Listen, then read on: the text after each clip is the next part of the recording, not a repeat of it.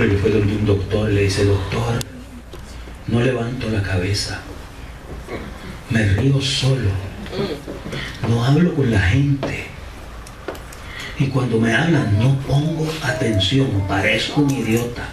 ¿Qué tengo, doctor? Y el doctor le dijo: tienes un iPhone.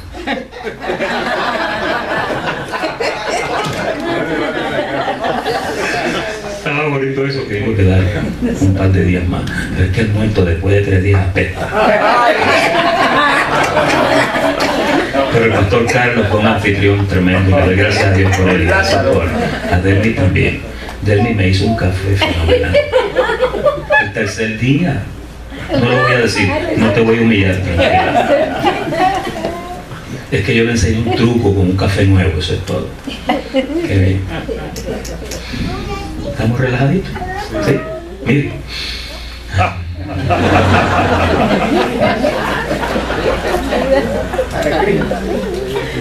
Hoy vamos a hablar de algo que nunca hemos hablado aquí. Yo creo que en los ministerios de gracia no se habla de esto. Y esto es algo que abunda mucho en los hospitales, que es sangre. Nunca hemos hablado de la sangre aquí.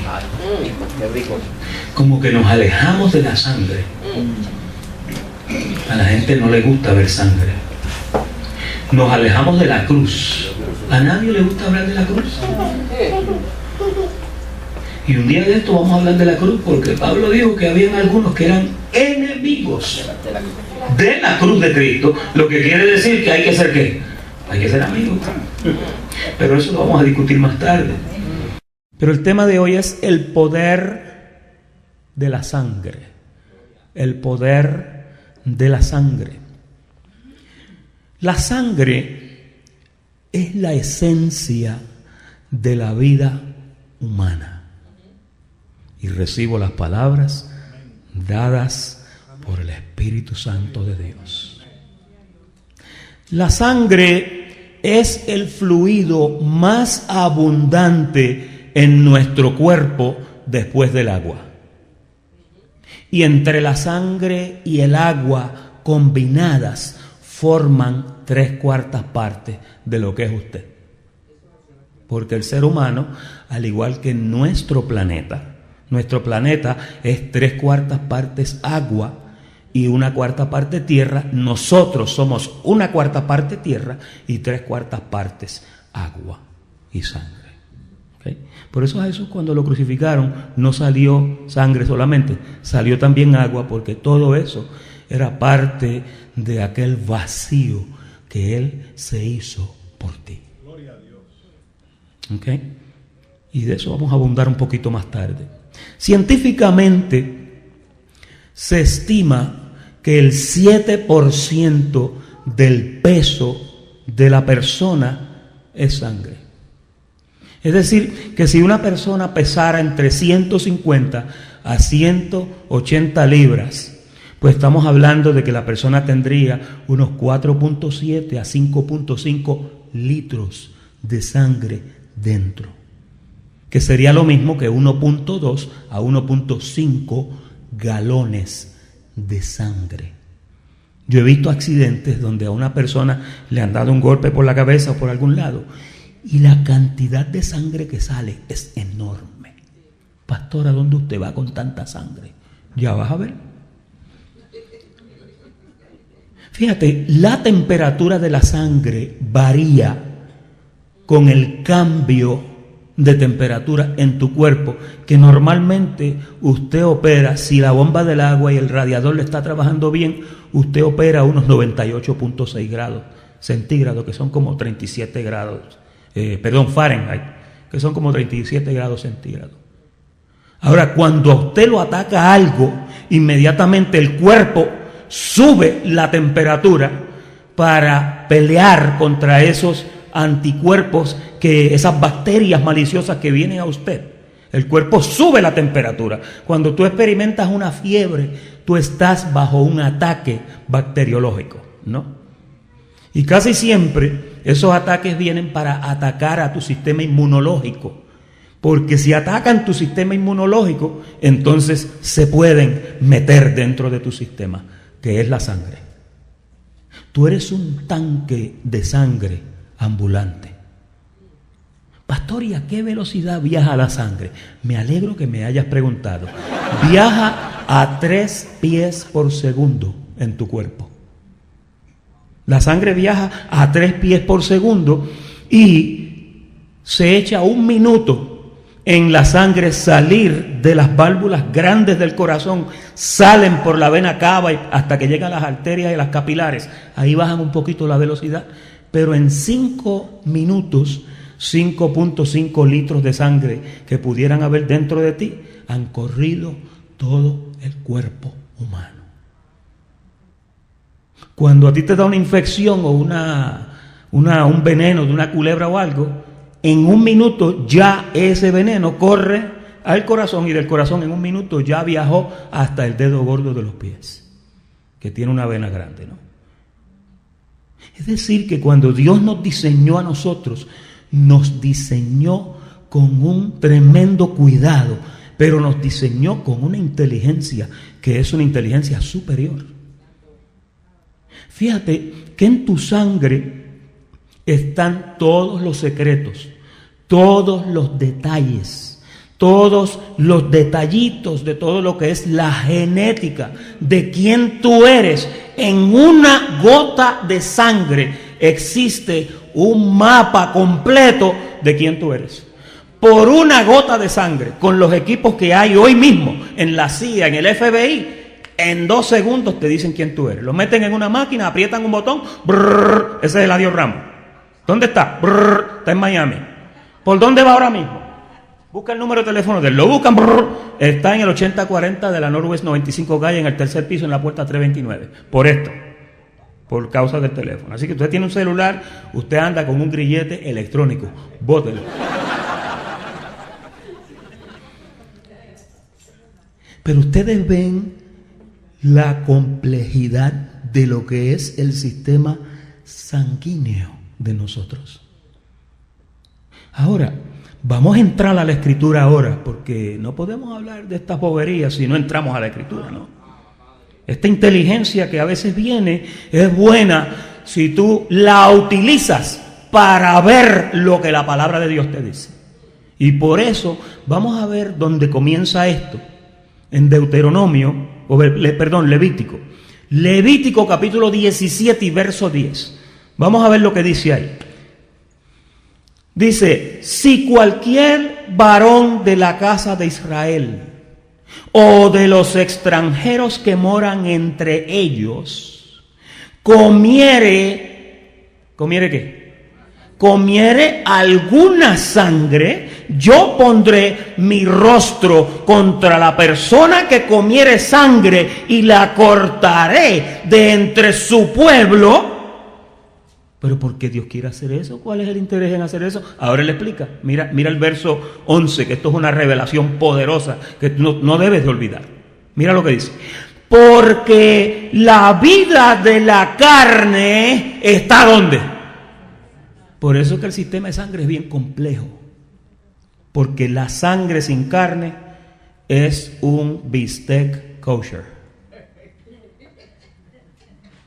Tú sabes que los judíos, la diferencia entre la carne que preparan los judíos y la que preparamos nosotros es que usted cuando pide un T-bone steak está sangrando por todos lados. Pero el judío, el animal lo matan, lo desangran completo para que bote toda la sangre. Usted se come la carne, pero no la sangre. Pero a nosotros nos gusta la sangre. Nosotros somos vampiros. A Israel se le prohibió comer sangre. Por eso que usted ve que el judío es tan cuidadoso con los productos que se comen, ¿ok? Porque ellos tienen cuidado, pero es porque ellos honran lo que Dios le dijo en su palabra. Esto no lo escribí yo, esto lo escribió el Señor, ¿verdad? Porque la vida de la carne en la sangre está, y yo os la he dado para hacer, oye, ¿para qué? ¿Cuál es el propósito de la sangre? Yo os la he dado para hacer expiación sobre el altar por vuestras almas. Es decir, que cuando tú te comes un pedazo de morcilla, usted sabe que el cerdo en Puerto Rico lo matan y no botan una gota de sangre, la colectan toda y la meten en las mismas tripas del cerdo, que las lavan bien, morcillita, y la fríen y todo el mundo se la come.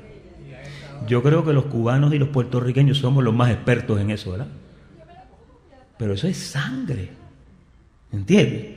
Ahora dice, expiación sobre el altar por vuestras almas, y la misma, oye, ahora tienes que poner atención, la misma sangre hará expiación de la persona.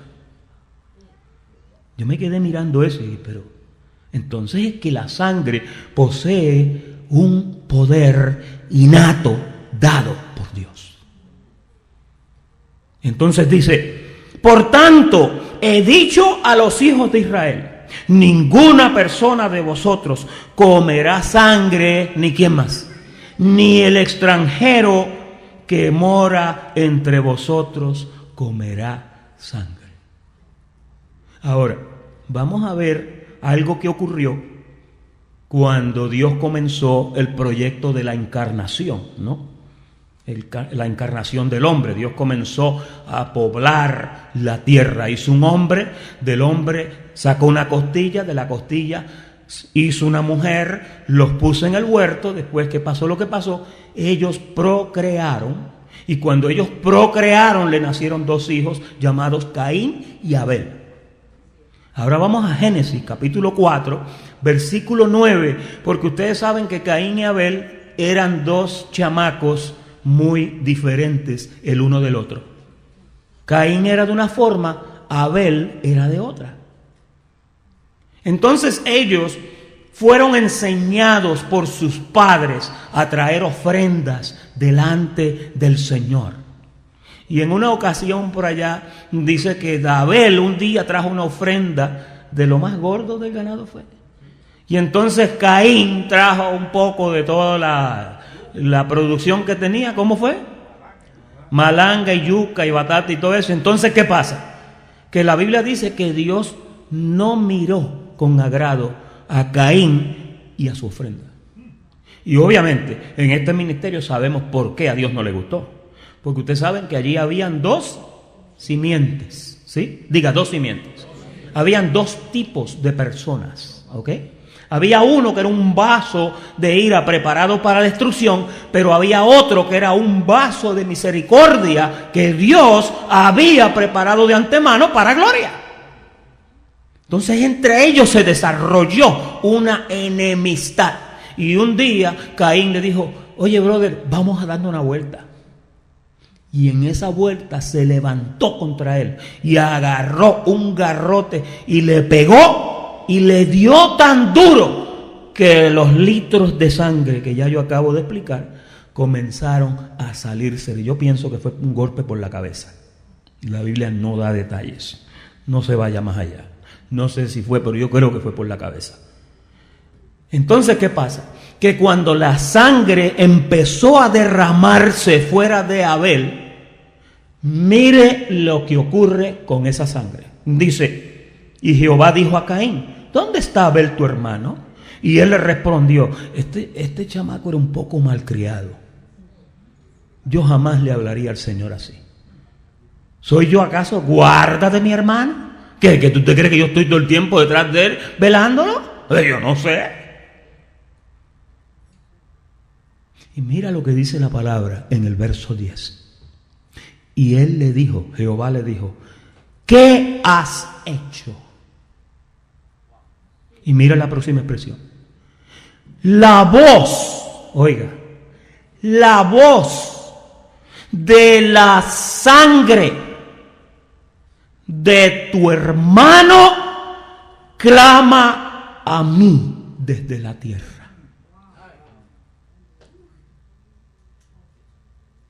Una gota de sangre tuvo la capacidad de clamar a Dios. Y esa sangre estaba clamando por justicia, porque se hizo una injusticia con él. Por eso cuando usted lee la Biblia, usted ve que dice, si usted hace esto, la sangre de él estará sobre usted. ¿Verdad que lo dice? Y yo no seré responsable por la sangre de fulano y sotano. ¿Lo dice o no lo dice? Pues aquí hay un montón de sangre que se derramó por tierra y esa sangre está clamando a Dios por injusticia. Por una injusticia que se cometió. En la Biblia Jerusalén dice, se oye la sangre de tu hermano clamar desde el suelo. Ya Abel estaba muerto, pero su sangre hablaba. Diga, la sangre habla. Mire, llévese eso en la cabeza hoy. La sangre habla. La Biblia Peshitta, que es una Biblia de estudio muy útil, dice, ¿qué has hecho? La voz de la sangre de tu hermano clama a mí, está gritándome a mí desde la tierra. Y a mí esto me llamó la atención porque fue la primera vez que se derramó sangre sobre la tierra. Y la tierra, la palabra dice que es el estrado de los pies de nuestro Dios. Y por primera vez cuando le tiraron tierra, agua, sangre, esa sangre comenzó por la tierra a clamar a Dios. Ahora vamos a Hebreos, el capítulo 11 y versículo 4, para ver otro detalle que tiene que ver con esto. Por la fe, Abel ofreció a Dios, ¿qué dice ahí? Más excelente sacrificio que Caín. Mira lo que dice después. Por lo cual alcanzó testimonio de que era justo, pero a él lo mataron. Lleve pendiente eso, a él lo mataron. Dando Dios testimonio. ¿Quién daba testimonio? Dios, dando testimonio de sus ofrendas. ¿Cuáles eran las ofrendas? Eran los sacrificios que él presentaba de gratitud al Señor. Y mira lo que dice después. Y muerto, ¿qué dice? Fíjate que yo pensé que cuando una persona la mataban, ahí acabó todo. Y tienes que entender esto. Porque si creemos esto, ahorita tenemos que creer lo otro, que es la sangre de Cristo. Por eso es que tenemos que sentar esta base. ¿Ok? Vamos ahora a Hebreos, el capítulo 12 y verso 22. Esto es cuando el escritor de Hebreos dice, el monte allá humeaba y Moisés empezó a oír la voz y la gente escuchó una voz y cuando empezaron a escuchar lo que se pedía, dice que pidieron que hicieran silencio porque no podían soportar. Era pasada con dardo y la mataban. De tan fuerte que era la presencia de Dios en aquel monte por lo que Dios estaba estableciendo con Moisés. Entonces dice aquí, sino que os habéis acercado al monte de Sión, a la ciudad del Dios vivo, a Jerusalén la celestial, a la compañía de muchos millares de ángeles, a la congregación de los primogénitos que están inscritos en los cielos. ¿Quiénes son esos? Esos son todos los que están aquí y todos los que se han muerto que están allá. La nube de testigos. Ahora, dice, a Dios, el juez de todos, a los espíritus de los justos, hechos perfectos. ¿Quiénes son esos? Esos son todos los que recibieron el beneficio de la cruz y de la sangre. Ahora, mira cómo cierra este pensamiento. A Jesús, diga Jesús, que mucho hemos hablado de Jesús en estos días. Llevamos ya 3 o 4 pláticas hablando de Jesús. Porque cuando tú hablas de Jesús, tú tienes que honrarlo, amarlo, tienes que estar con Él desde que se gesta en el vientre de María hasta que es levantado al tercer cielo. Cuando tú hables de Jesús, no lo agarres en un punto específico de ese periodo. abraza los 33 años y medio. Nunca lo dejes muerto. Nunca lo presentes solo resucitado. Nunca lo presentes allá el Hijo de María. Nunca lo mires debajo de la ley. No, míralo desde allá hasta allá. Desde el principio hasta el final. Porque Él es el principio y el final. Y a Él le damos la gloria y la honra por los siglos de los siglos. Y aquí dice a Jesús. Me encanta que dice Jesús. Porque como decía el pastor ahorita, Jesús fue el que se ocupó de que a ti te entregaran ese paquete completo. Y antes de expirar en la cruz del Calvario, Él dijo, consumado es. Ya terminé todo lo que yo tenía que hacer. Ahora entrego mi espíritu y me voy de este cuerpo brevemente. A Jesús, el mediador del nuevo pacto. Y ahora, no solamente a Jesús, porque Él es el mediador, pero mira qué más. Y a la sangre rociada que habla mejor que la de Abel. ¿Tú sabes una cosa? ¿Qué pasó con la sangre de Abel cuando cayó en tierra? Que empezó a clamar. ¿Y qué tú crees que pasó con la sangre de Cristo cuando cayó en la tierra?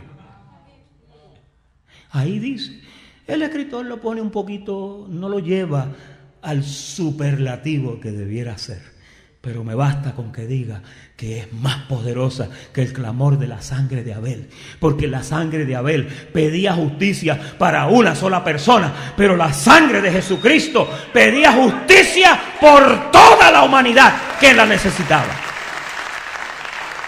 Y si Él pesaba 180 libras o 200 libras, estamos hablando de 1,5 galones de sangre que fue derramada junto con todos los fluidos de su cuerpo, para que tú y yo, cuando esa sangre cayó en tierra, nosotros fuéramos justificados, nosotros fuéramos expiados y nosotros fuéramos renovados en una novedad de vida.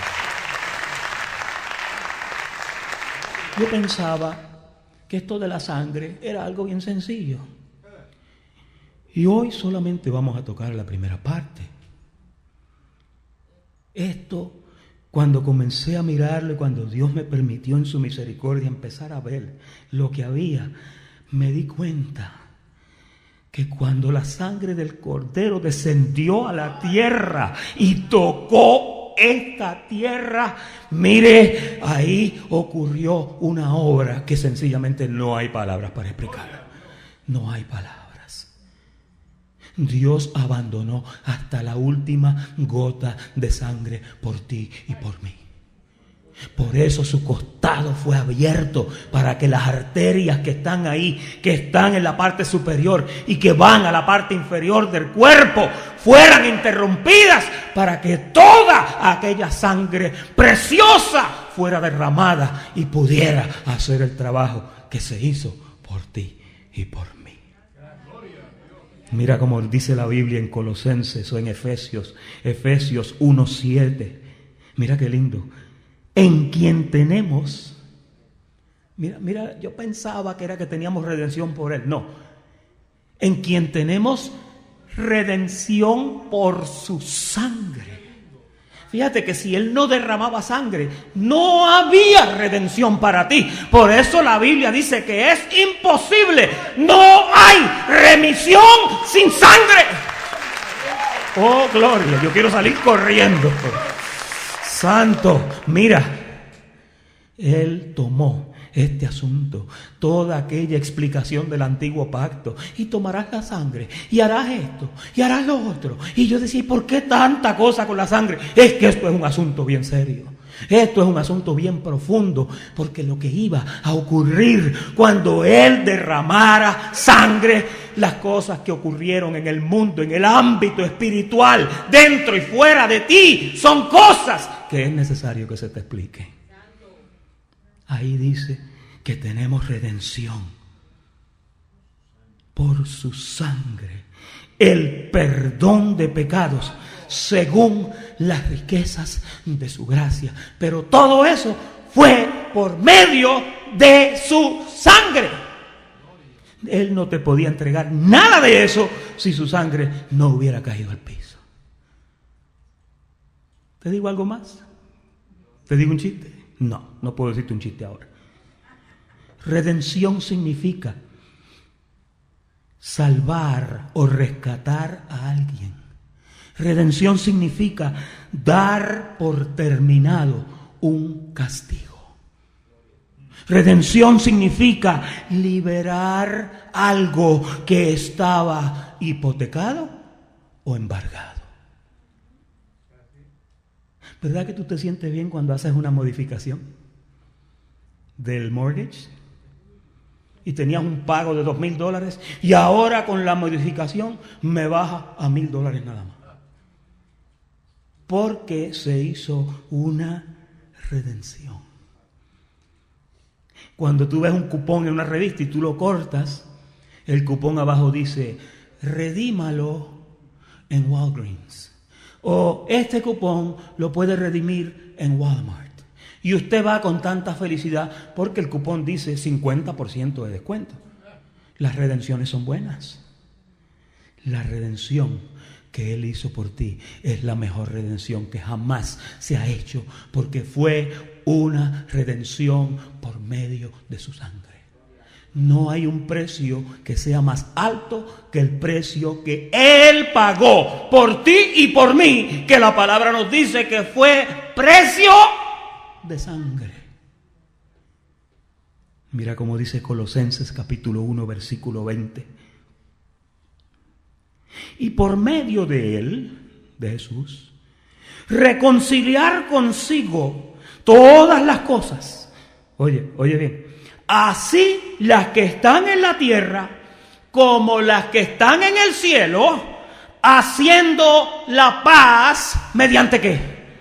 Mediante la sangre de su cruz. Estas son palabras mayores. Cuando Pablo le dijo esto a Colosas, tú sabes que en Colosas fue que Pablo dijo, y vosotros estáis completos en Él, porque Él es la cabeza de todo principado. Pero también a los colosenses les dijo, en Él, en Jesús, habita corporalmente en aquellos 5 litros de sangre que había, 5.5, allí habita corporalmente toda la plenitud de la deidad de Dios, estaba metida allí. Cuando aquel individuo que fue formado en el vientre de la Virgen creció, y cuando aquel montón de sangre salió de su costado, se pagó un precio que tú y yo no podemos contar los ceros. Una vez había 2 hombres haciendo una apuesta y uno de ellos dijo, yo quisiera tener 2 cheques que con todas las aguas del mar, de los ríos y los océanos convertidos en tinta no dieran para escribir la cantidad. Eso es un montón de tinta. El otro era un jibarito. Dijo, yo quisiera tener 2 bancos y en el más pequeño de ellos cambiarte los 2 cheques. Pero cuando tú piensas en la sangre de Jesucristo, ese es el precio por excelencia. Esa sangre tuvo poder para transportarte del reino de las tinieblas al reino de su amado Hijo. Esa sangre tuvo la potencia para cambiar todo aquello que ocurrió en el Edén con un solo pecado y Él con una sola ofrenda. Pero no era cualquier ofrenda, era una ofrenda de sangre que derramó. Esa sangre tuvo la capacidad de cambiar el rumbo de toda la creación, de todos los principados. Cambió cosas en la tierra, cambió cosas debajo de la tierra y cambió cosas en el cielo. Si tú crees en el autor del universo, piensa en lo que será la sangre de ese autor, porque su sangre fue la que se derramó. Fue un precio muy alto. Mira cómo dice Pablo en el libro de Romanos, el capítulo 3, versículo 24, siendo justificados gratuitamente por su gracia, mediante la redención que es en Cristo Jesús. Cuando tú ves la palabra redención en la Biblia, ¿en qué tú piensas? Sangre, tienes que pensar en sangre. Versículo 25, a quien Dios puso, oye, que ahora viene otro misterio poderoso, a quien Dios puso como propiciación. Diga propiciación. Eso es una palabra sobresdrújula. Eso hay que explicarlo porque es una palabra larga y profunda. Dice que lo puso como propiciación por medio, oye lo que viene ahora, por medio de la fe en la sangre. Pastor, yo pensé que era la fe en Dios.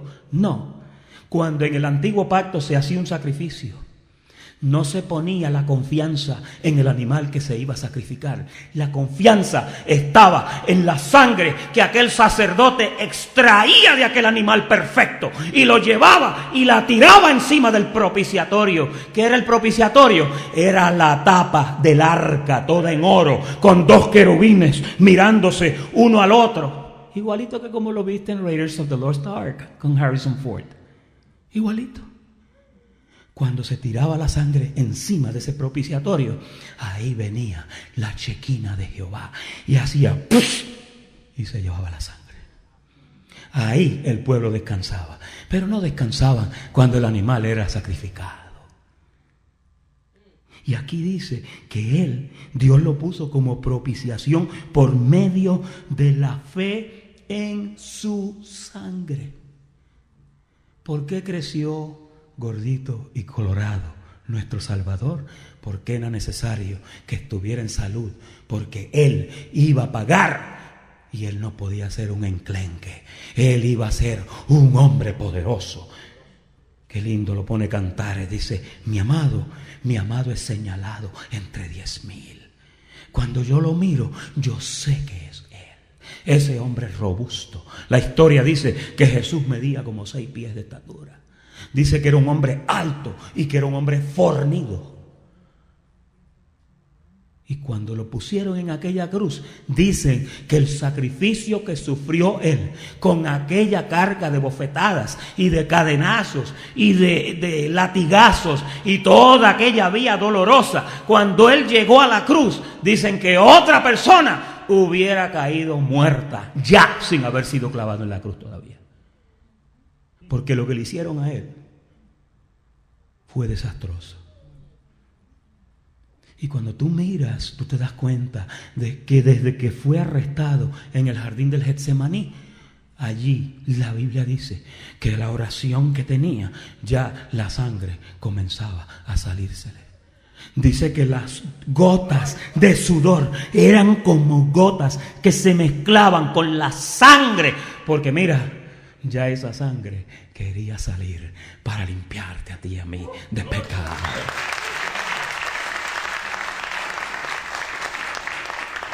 Hay un escritor que dice que por el gozo puesto delante de él, dice, vio lo que iba a suceder. Pues si lo que va a suceder es eso, aquí estoy, yo soy el Cordero que va a quitar el pecado del mundo con mi sangre. El profeta Isaías lo pone tan bonito. Cuando ya él pasa todos esos dolores, allá en el capítulo 53 dice, verá el fruto de su aflicción y quedará complacido. Me alegro tanto que pagué con mi sangre para comprarte. ¿Cómo es posible que no le amemos con todo nuestro corazón, con toda nuestra mente, con todas nuestras fuerzas? ¿Cómo es posible que no lo hagamos? Cuando se te habla de Jesús, tú te debes de derretir. El jueves decíamos que un predicador se mide sencillito, míralo, si no le da toda la gloria a Jesucristo. Si tú no lo ves haciendo a Jesucristo el centro y la médula de su predicación, entonces no está bien localizado. Jesús es todo. Diga eso conmigo. Jesús es todo. Yo quiero salir corriendo de aquí. Dios puso como propiciación por medio de la fe en su sangre. Mira para qué. Para manifestar su justicia a causa de haber pasado por alto en su paciencia los pecados pasados, con la mira de manifestar en este tiempo su justicia, a fin de que Él, Jesús, sea el justo y el que justifica al que es de la fe de Jesús. Pastor, hábleme un poquito de lo que es propiciación. Qué bueno que me preguntaste. Propiciación es apartar la ira mediante un acto justo. ¿Ha oído a veces que la blanda respuesta aplaca la ira? Pues la propiciación es un efecto similar, lo único que cava mucho más profundo. Porque ante toda la turba de pecado y toda la turba de maldad que él tuvo que presenciar, su Biblia dice que él no abrió su boca. Permaneció, enmudeció ante sus trasquiladores. Fue contado con los injustos. Tenía que ser así para que tú recibieras lo que recibiste. Si él abre la boca, en tremendo lío que nos metemos. Gracias a Dios que Jesús no era cubano o puertorriqueño como yo. Porque a veces nosotros tenemos dificultad callándonos. ¿Ah? Enmudeció. Eso es un chiste. De ahí viene la expresión del chivo expiatorio. ¿Has oído hablar del chivo expiatorio? Yo pensaba que el chivo expiatorio era algo feo o algo malo. Hasta que me metí en la palabra ayer y comencé a mirar. Tú sabes que el chivo expiatorio, en lo que nosotros entendemos hoy, lo que significa es que un único individuo cargue con las culpas de algo que ha sucedido, cuando en realidad la responsabilidad debería de ser o de caer sobre un grupo más amplio de personas o colectivo, que fue el caso con la humanidad, ¿no? Pudiendo incluso suceder que dicho individuo ni siquiera haya participado en el acto punible y sea inocente. Hay por ahí un dicho que dicen que la soga siempre parte por el lado más flaco.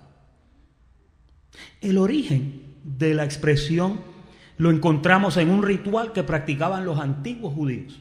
¿Ok? Y esto es bíblico. Si usted quiere apuntar en sus notas, apunte Levítico 16 del 8 al 10 y se lo lleva. Los judíos celebraban un día que se llamaba el Día de la Expiación. Ese día se escogían 2 machos cabríos, o sea, 2 chivos. Diga chivos. Yo pensaba que chivo era algo malo. No, hay veces que cuando hacemos un chivo, un fricasé de chivo, ¿sí? ¿Cuántos han comido fricasé de chivo? Más o menos, no debo de estar hablando de eso ahora.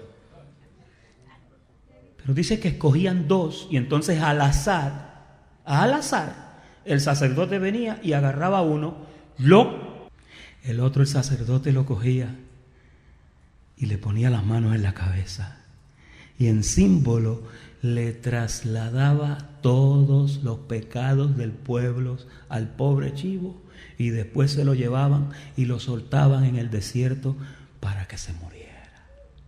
¿A quién te recuerda eso? Jesús se fue solito a hacer lo que hizo por ti. Porque desde que lo arrestaron, todos se fueron a volar. Él fue tu macho cabrío expiatorio. Él fue el que llevó su culpa por ti. Hebreos capítulo 9, versículo 6, dice, y así dispuestas estas cosas. En la primera parte del tabernáculo entran los sacerdotes continuamente para cumplir los oficios del culto. Pero en la segunda parte, pon atención ahora porque ahora es donde empieza a cobrar valor esto. En la segunda parte del tabernáculo dice, solo el sumo sacerdote, una vez al año y no sin sangre. Fíjate que si el sacerdote entraba solo, allí moría. Pero si entraba con sangre, el hombre no moría. Hay un poder tan grande en la sangre. Dice, no sin sangre, la cual ofrece por sí mismo, por él, y por los pecados, ¿qué dice ahí? ¿Los pecados de qué? Pastor, ¿por qué de ignorancia? Porque los que tú conoces, esos ya tenían un pago. El que maldiga al padre o a la madre, muere irremisiblemente. El que diga falso testimonio, el que mate a espada, esos eran pecados no de ignorancia. Esos ya estaban estipulados. Por eso cuando tú conoces las cosas que son incorrectas, tú no le puedes dar vuelta a eso. Esos no son pecados de ignorancia. Esos son cosas que tú debes de saber que no se hacen. No vayas a hacer lo que yo hice, que me robé el reloj. Los que estaban aquí oyeron esa plática. Dando el Espíritu Santo, verso 8, a entender que esto que aún no se había manifestado, el camino al lugar santísimo, entre tanto que la primera parte del tabernáculo estuviese en pie. Tú sabes que en el viejo pacto nadie pasó del segundo lugar, nadie. De la cortina para allá, un sacerdote, y si estaba mal. Pero la Biblia dice que cuando su sangre fue derramada, cuando él exclamó a gran voz, dice que el velo, aquel del templo, que tenía pulgadas de espesor, dice que se abrió en dos, de arriba abajo. Se abrió en dos y quedó abierto el camino nuevo y vivo que él nos abrió. Pero eso no fue sin sangre. No podía ocurrir sin sangre. Fue con la sangre que ocurrió. Y Hebreos capítulo 13, versículo 11, lo pone tan bonito y tan elocuente. Mire lo que pasaba con los cuerpos. Dice, porque los cuerpos de aquellos animales cuya sangre a causa del pecado era introducida en el santuario por el sumo sacerdote, son quemados fuera del campamento. Esa no se la podían comer. Cualquier animal que fuera sacrificado para el pecado del pueblo, había que quemar el cuerpo de ese animal, porque su sangre fue ofrecida por sacrificio por el pecado. Por tanto, ese animal no se podía comer. Y entonces luego te dice, versículo 12, son quemados fuera del campamento, por lo cual, mira, también Jesús, para santificar al pueblo, ¿mediante qué? Fíjate, tanto que decimos que estamos completos, que estamos perfectos, que estamos santificados. Sí, Señor, todo eso que usted es y que usted ha recibido y que usted tiene, se lo dio la sangre de Jesús. Y a Él sea la gloria. Por su propia sangre padeció fuera de la puerta. ¿Sabes que cuando tú ves la expresión fuera de la puerta, lo estás viendo como si fuera un animal desechado, un animal inmundo, una cosa que no querían? Por eso fue que el profeta Isaías, cuando lo vio en el capítulo 53, dijo, ¿quién ha creído a nuestro anuncio? ¿Sobre quién se ha manifestado el brazo de Jehová? Voy a leerlos. Isaías capítulo 53, versículo 1. Versículo 2. Subirá cual renuevo delante de él, y como raíz de tierra, oye, raíz de tierra seca no es nada lindo. No hay parecer en él, ni hermosura le veremos, mas sin atractivo para que le deseemos. Déjeme decirle, esto que se está describiendo aquí es Jesús cuando estaba pasando por aquella horrible tribulación donde iba a pagar el precio con su sangre. Por eso aquí no es atractivo. Mira lo que dice el verso 3. Despreciado, desechado entre los hombres, varón de dolores. Este Jesús no gusta. Cuando este Jesús estaba en esta situación, no había nadie con él. Por eso él decía, de los pueblos, nadie vino conmigo. Solito se quedó. Varón de dolores, experimentado en quebranto. ¿Cómo no? Con tantas cosas que le hicieron. Y como que escondimos de él el rostro. Fue menospreciado y no lo estimamos. Ciertamente llevó él nuestras enfermedades y sufrió nuestros dolores, y nosotros le tuvimos por azotado, por herido de Dios y abatido. Mas él herido fue por nuestras rebeliones, molido por nuestros pecados. El castigo de nuestra paz fue sobre él, y luego, después de la sangre, por su llaga, fuimos nosotros curados. Qué cosa tan bonita. Pero cuando tú lo veías, que él estaba allí en el ring, en el round número 15, todo ensangrentado, pero de pie. A Jesús nadie lo mató. A Jesús nadie le quitó la vida. Jesús no se rindió. Jesús peleó hasta el final. Y cuando a él le dio su santa gana, entonces se fue del cuerpo. Pero no antes. Él tenía que esperar que se cumplieran 33 profecías. En un segundo, pum, pum, pum, pum, todas se cumplieron.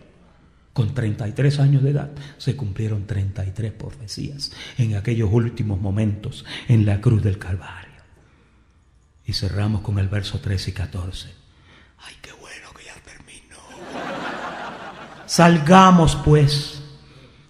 Sí, Hebreos capítulo 13, versículo 13. Salgamos pues a él. Oye, qué lindo. Mira cómo nos llama a que vayamos donde él está, fuera del campamento. Ay, pastor, es que yo no lo quiero ver a él ensangrentado. Es que yo no quiero ver a Jesús todo. Hay gente que le tiene terror a las cruces. Hay gente que le tiene terror a Jesús. Hay gente que no quieren hablar del crucificado. No, quiero hablar del resucitado. Ese sí me gusta, pastor. Llévate un CD que hay ahí, el último del jueves. Hay una combinación, conociendo a Jesús y los diferentes aspectos de Jesús el resucitado, para que tú veas lo lindo que es Jesús, desde que comienza hasta que termina. Si tú llegas a ver lo bello que es Él durante su comienzo, al final tú vas a hacer esto. Salgamos pues a Él, fuera del campamento, llevando, mira, su vituperio. Te manda, te invita a que cargues también su vituperio. Pastora, ¿que yo me crucifique? No, solamente Él. Pero te invita. Te dice, no te avergüences de hablar de Él. Ámalo. Ama a Jesús. Diga, yo amo a Jesús. Porque no tenemos aquí ciudad permanente, sino que buscamos la porvenir. Y verso 15. Así que ofrezcamos siempre a Dios. Mira lo que dice después. ¿Por medio de quién? Por medio del que saliste fuera del campamento a buscar. Es por medio de Jesús que tu alabanza se mueve. Si tú no pones a Jesús en tu alabanza, no va. Tiene que estar presente. Sacrificio de alabanza, es decir, fruto de labios que confiesa su nombre. Pastor, ¿cuál es ese fruto de labios? ¿Cuál es el nombre que confieso? Ese nombre, el nombre del que salió del campamento, el que padeció fuera de la puerta por ti, el que se hizo un chivo expiatorio por ti. Qué lindo, lo leímos, el castigo de nuestra paz fue sobre Él. Ahora tú sabes que fue la sangre, ¿sí o no? Diga, yo sé que fue la sangre. Yo sé que fue la sangre. Yo sé que fue la sangre. Ponme un poquito de Strings. Yo sé que fue la sangre.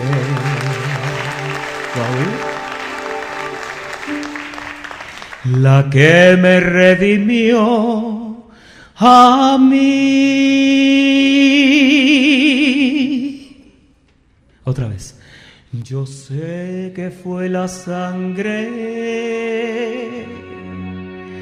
Yo sé que fue la sangre la que me redimió a mí. Dilo conmigo, yo ciego fui. Yo ciego fui, mas por la sangre vi.